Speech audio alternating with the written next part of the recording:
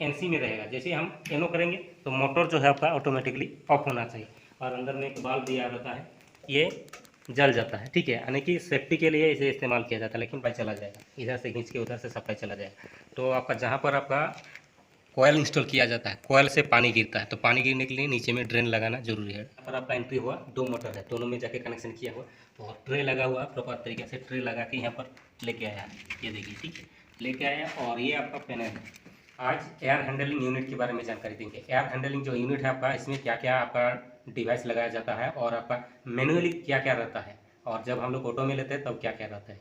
तो जैसे अभी मैनुअल है, यानी कि अभी जो है पूरा काम चल रहा है, एचयू इंस्टॉल है, डक्ट वगैरह नहीं लगाया, और आपका वेल्डर जो वेल्डिंग करके पाइप ला के रख दिया, लेकिन आपका थर्मोस्टेट, प्रेशर गेज, B2 का T1 T2 ये सब नब जो है इंस्टॉल कहाँ किया जाएगा, इसका सारा ड्रॉप निकाल दिया, यानी कि पॉइंट निकाल के रख दिया, और वाल्व इंस्टॉल किया गया है, और स्टेनर भी लगाया गया, बॉल वाल्व हो गया, ये इन आउट दोनों में लगाया गया। तो चलिए सबसे पहले आपको एचयू दिखाते हैं।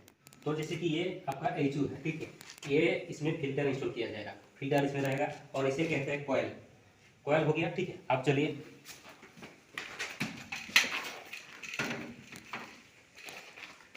आप यहाँ पर देख लीजिए, कॉयल सेक्शन ये जा रहा है जो मैं दिखाया था आपका, ठीक है। तो ये चिल्ड वाटर जो है, ये आपका आउटलाइन, ये जो है आपका ये आउटलाइन हो गया, ठीक है। और चिल्ड वाटर यहाँ पर लिखा हुआ है, ये इनलाइन, ये इनलाइन है, ठीक है।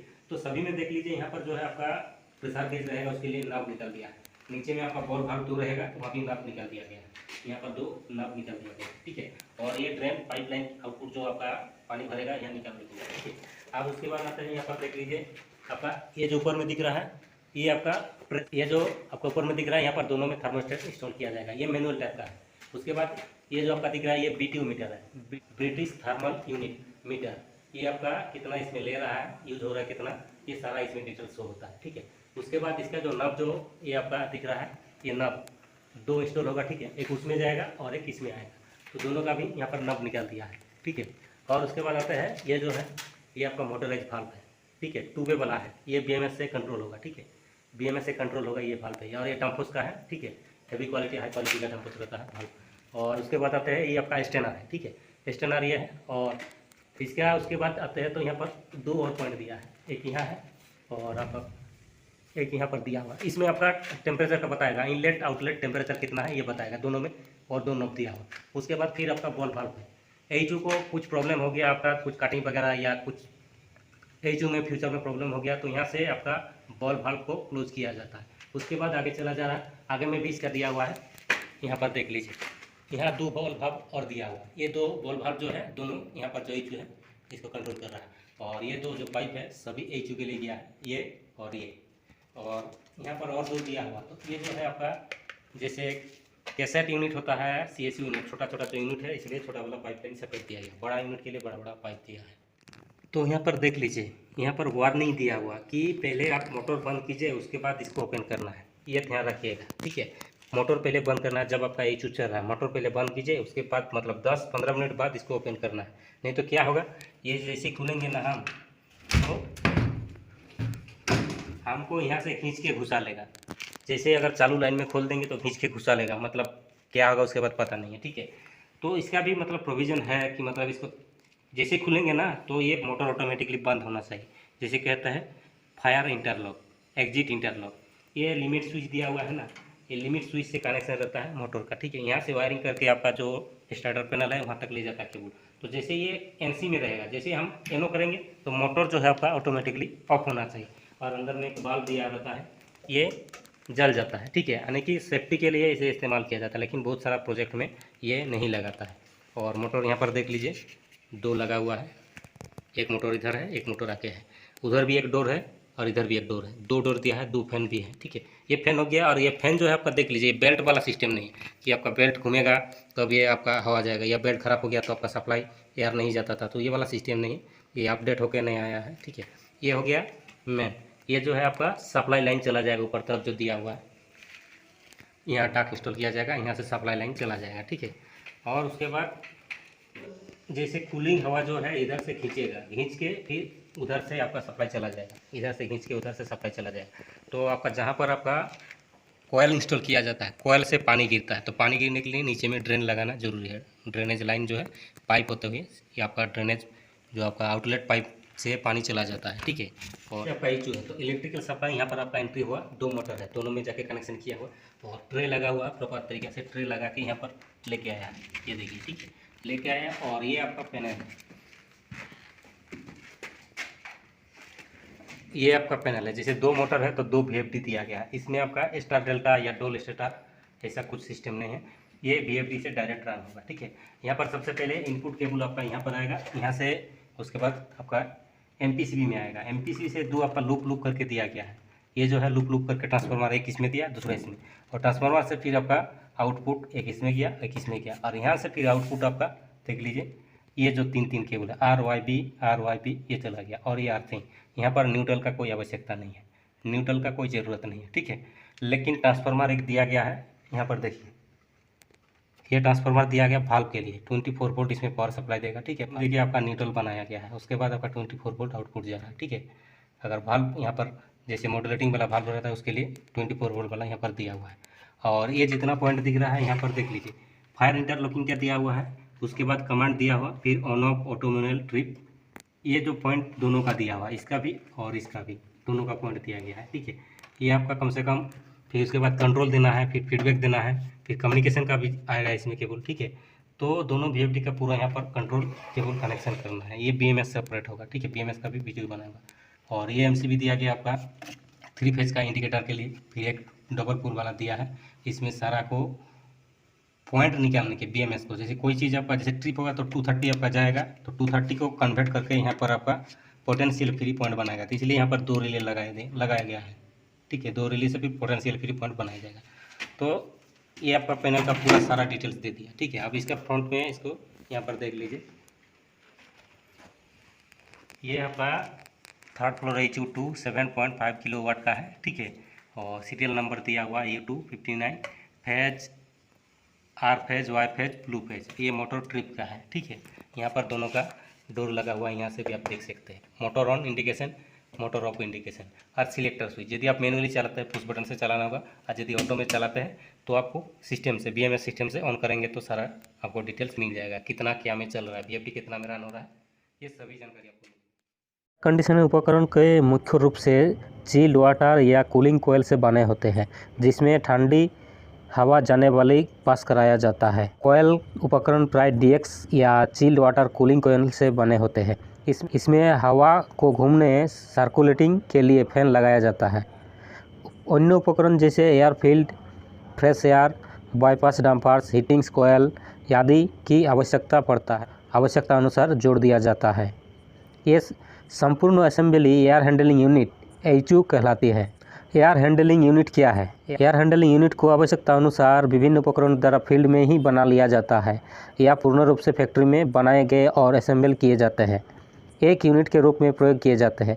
एक HU की main assembly fan, motor, drive system, cooling coil, air filter, valve, actuator, thermostat, उसके बाद प्रेशर गेज, BTU मीटर, ये जो है लगा हुआ रहता है। अच्छी क्वालिटी एयर हैंडलिंग यूनिट में आपका हीटिंग कोयल और पैकेज और फ्रेश एयर बाईपास डंपर्स लगाने का सुविधा होती है। इस प्रकार के एक संपूर्ण एयर हैंडलिंग यूनिट को निम्न सेक्शन में विभाजित किया जा सकता है। आपका एयर हैंडलिंग यूनिट का parts: fan section, coil section, damper section, filter section. Air handling unit range विभिन्न साइज के बनाए जाते हैं। एयर हैंडलिंग यूनिट की क्षमता टन या किलो या घंटा के आदि में परिभाषित करना काफ़ी कठिन होता है, क्योंकि कूलिंग कोयल की क्षमता वो कोयल पर आने वाली हवा के ताप पर, हवा घनत्व पर, कूलिंग में कोयल फैंस की दूरी पर तथा कोयल की पंक्तियों की संख्या पर निर्भर करती है। इस प्रकार इसकी क्षमता व हवा उस मात्रा में आधा निर्धारित करता है कि जिसे वो प्रदान कर सकती है। छोटे कमरों में जैसे होटल रूम्स, ये स्पाइल्ट एयर कंडीशनर इंडोर यूनिट के लिए फैन कोयल यूनिट प्रयोग किए जाते हैं, जिसमें आपका कोयल फैन, इसकी ड्राइव मोटर या एयर फिल्टर आदि एक ही बॉडी में असेंबल किया जाता है। होटल रूम्स और दूसरे ऐसे कार्यों के लिए फैन कोयल यूनिट, चिल्ड वाटर कूलिंग कोयल प्रयोग किए जाते हैं। कोयल चिल्ड वाटर सप्लाई लाइन में इलेक्ट्रिक टू-वे सोलेनोइड वाल्व या 3-वे वाल्व की प्रयोग किया जाता है। सोलेनोइड वाल्व की कार्यप्रणाली के एक रूप में थर्मोस्टेट का द्वारा कंट्रोल किया जाता है। यूनिट में लगे फैन सामान्यतः लगातार चलने के लिए डिज़ाइन किया जाता है और केवल सोलेनोइड वाल्व को थर्मोस्टेट के अनुसार साइकिल को ऑन या ऑफ कर सकते हैं। यानी कि जो है छोटा मोटा जो आपका फैन कॉयल यूनिट या कैसेंट यूनिट रहता है उसमें उस लोकेशन पे आपका थर्मोस्टेट इंस्टॉल किया जाता है, उसमें आप सारा चीज़ देख सकते हैं। और थर्मोस्टेट से कैसे आपका फैन कॉयल यूनिट को आपका वायरिंग किया जाता है इसका मैं वीडियो ऑलरेडी मैं बना दिया हूँ, तो चाहे तो आप उसे प्लेलिस्ट में जाके आप चेक कर सकते हैं कि फैन कॉयल यूनिट को कैसे मैनुअल तरीक़ा से ऑपरेट आप कर सकते हैं। और यदि फैन कॉयल यूनिट को ऑटो में भी किया जा सकता है तो ऑटो तरफ भी आपका अलग अलग वेंडर का, जैसे सीमेंस का हो गया, हनीवेल का हो गया, जॉनसन कंट्रोल का हो गया, फिर डिस्टेक डेल्टा, ये सब जो है आपका किस तरह से वायरिंग करता है सबका मैं अलग अलग वीडियो बना दिया हूँ, तो प्लेलिस्ट में जाके ज़रूर चेक कीजिएगा आपका फैन कॉयल यूनिट को ऑटो में और मैनुअल थर्मोस्टेट से कैसे वायरिंग किया जाता है। उसके बाद बात करते हैं एयर फिल्टर के बारे में। बाहर से आने वाली जो ताज़ी हवा होता है वो रीसर्कुलेट की हुई हवा दोनों को धूल और अन्य कोई प्रकार के औषधियाँ होती है। हवा में इनकी मात्रा स्थिति और वातावरण के अनुसार अलग अलग हो सकता है। कोई स्थान पर जैसे कि हॉस्पिटल या सर्जरी रूम में इस प्रकार के एयर को निकालना बहुत ही ज़रूरी हो जाता है। इस प्रकार एयर कंडीशनर में फिल्ट्रेशन एक महत्वपूर्ण कार्य होता है। इसके अलावा एयर फिल्टर कूलिंग कॉइल को भी धूल या आदि से बचाते हैं। एयर फिल्ट्रेशन के लिए विभिन्न प्रकार के एयर फिल्टर प्रयोग किया जाता है, जैसे कि फ़िल्टर में आपका बैग फ़िल्टर भी रहता है और आपका नॉर्मल जो प्री फिल्टर है वो भी रहता है। तो हॉस्पिटल में आपका बैग फ़िल्टर रहता है, उसका भी आपको वीडियो देखने को मिलेगा। उसके बाद कैलकुलेशन की बात करें तो एयर हैंडलिंग यूनिट क्या है और ये सब जितना काम है आपका एयर हैंडलिंग यूनिट को इंस्टॉल करना, आपका बहुत सारा इसमें वर्कर का ज़रूरत पड़ता है। जैसे कि आपका पहले तो पाइपलाइन के लिए आपका वेल्डर का ज़रूरत पड़ेगा। वेल्डिंग करके सारा आपका जो प्राइमरी पंप, सेकेंडरी पंप, चिल्लर लाइन वो जो वहाँ से ले आना पड़ता है इसका इनलेट आउटलेट पाइप। उसके बाद यहाँ पर पूरा वेल्डिंग करके इसे इंस्टॉल किया जाता है। और एचयू को इंस्टॉल करना एक अलग डिपार्टमेंट रहता है, एचयू को इंस्टॉल करना। और फिर डक्ट टाइप जो डक्ट आपका बनाता है, डक्टिंग द्वारा जो आपका supply air, return air, fresh air जो आता है उसका भी आपका मैन पावर वर्कर बहुत ज़रूरत पड़ता है। तो डक्टिंग क्या हो गया, वेल्डर का हो गया, एचयू इंस्टॉल एक काम, ये 3 हो गया। फिर उसमें आपका जो पाइपलाइन बिछाया गया आपका जो वेल्डर द्वारा लोहे का जो पाइप होता है तो उसमें आपका ऊपर में इंसुलेशन करना पड़ता है। तो अलग अलग टाइप का आपका इंसुलेशन किया जाता है, रिक्वायरमेंट का हिसाब से आपका इंसुलेशन किया जाता है, तो वो एक अलग डिपार्टमेंट होता है। तो चलिए फील्ड में जाके पूरा आपको जानकारी देता हूँ क्या क्या आपका जो एचयू इंस्टॉल करने का अलग अलग जो डिपार्टमेंट रहता है, क्या क्या उन लोग का काम होता है। तो फील्ड में चलते हैं, फील्ड में जाके आपको चलिए जानकारी देता हूँ। आपका एचयू का मोटर है, ठीक है, ये आपका एबीबी का है, एबीबी का मोटर है, ठीक है, ये इस तरह का, और भी ये भी एबीबी का है। तो जितना आपका ये एचयू का मोटर जो है और आपका ये ड्रेन लाइन हो गया, उसके बाद फिल्टर सेक्शन हो गया, उसके बाद जो उसका साइड वाला बोर्ड है, ये सारा चीज़ है इंस्टॉल करने वाला अलग डिपार्टमेंट रहता है। एचयू इंस्टॉल करने का अलग डिपार्टमेंट रहता है आपका। उसके बाद जो है ये जो पाइपलाइन दिख रहा है, ये पाइपलाइन में कोटिंग का काम यानी कि इंसुलेशन का काम करने का एक अलग डिपार्टमेंट रहता है। जितना भी आपका पाइपिंग किया गया है सभी में इंसुलेशन करने का एक अलग डिपार्टमेंट रहता है एचवीएसी का। तो जैसे कि आपको दिख रहा है ये जैसे डक्टिंग है, डक्ट है, तो डक्टिंग का काम जो है अलग डिपार्टमेंट करता है एचवीएसी के लिए। डक्टिंग का काम अलग डिपार्टमेंट करता है। जो वेल्डिंग हो रहा है आपका ऊपर में देखिए, पाइप जो है एचयू का हो गया, चिल्लर से जो आउटपुट आपका प्राइमरी पंप, सेकेंडरी पंप जितना है वेल्डिंग का वेल्डर वाला ही करता है काम। ठीक है, काम बहुत सारा वर्कर का ज़रूरत पड़ता है। जैसे हम लोग का बीएमएस में ये एक्सेस फायर ये सब का सीसी कैमरा का बहुत सारा टेक्नीशियन का अलग अलग रहता है।